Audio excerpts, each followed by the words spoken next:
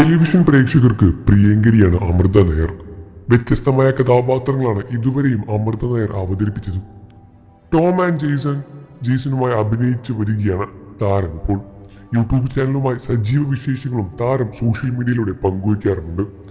അമൃതയുടെ അമ്മയും അഭിനയ മേഖലയിൽ സജീവം തന്നെയാണ്.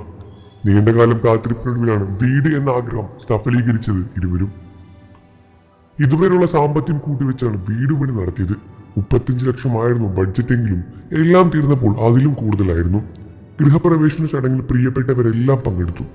അതുകഴിഞ്ഞായിരുന്നു അമൃത കൂട്ടുകാരൊപ്പമായി തായ്ലാൻഡിലേക്ക് ട്രിപ്പും പോയത്.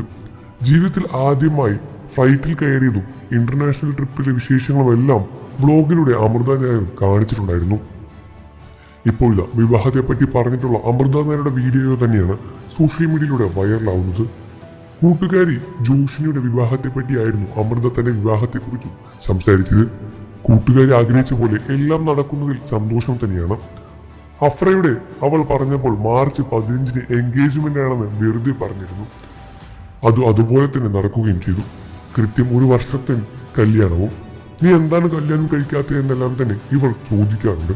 സീരിയൽ മേഖലയുമായി യാതൊരുവിധ ബന്ധവുമില്ലാത്ത ആളാണ് താൻ വിവാഹം ചെയ്യാൻ പോകുന്നത് എന്നാണ് അമൃത നായരും പറഞ്ഞത്.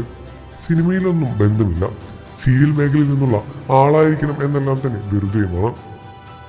പുതിയ വീട്ടിൽ അങ്ങനെയധികം സമയം ചെലവഴിക്കാൻ പറ്റിയിട്ടില്ല. ആ ദിവസം നല്ല ടെൻഷനായിരുന്നു. ഗൃഹപ്രവേശന ചടങ്ങുകളിലേക്ക് വിളിച്ചുവരെല്ലാം തന്നെ നന്നായി ട്രീറ്റ് ചെയ്യാൻ പറ്റിയോ, എല്ലാവർക്കും എല്ലാം ഇഷ്ടമാണോ എന്നെല്ലാമായിരുന്നു ടെൻഷൻ. ഈ വർഷം കല്യാണം വേണമെന്നൊക്കെയാണ് കരുതുന്നത് എന്നും അമൃത നായർ കൂട്ടിച്ചേർത്തു. ഇപ്പോൾ പ്രണയത്തിലാണെന്ന തരത്തിലുള്ള സൂചനകളെല്ലാം തന്നെ നേരത്തെ താരം നൽകിയിട്ടുണ്ടായിരുന്നു.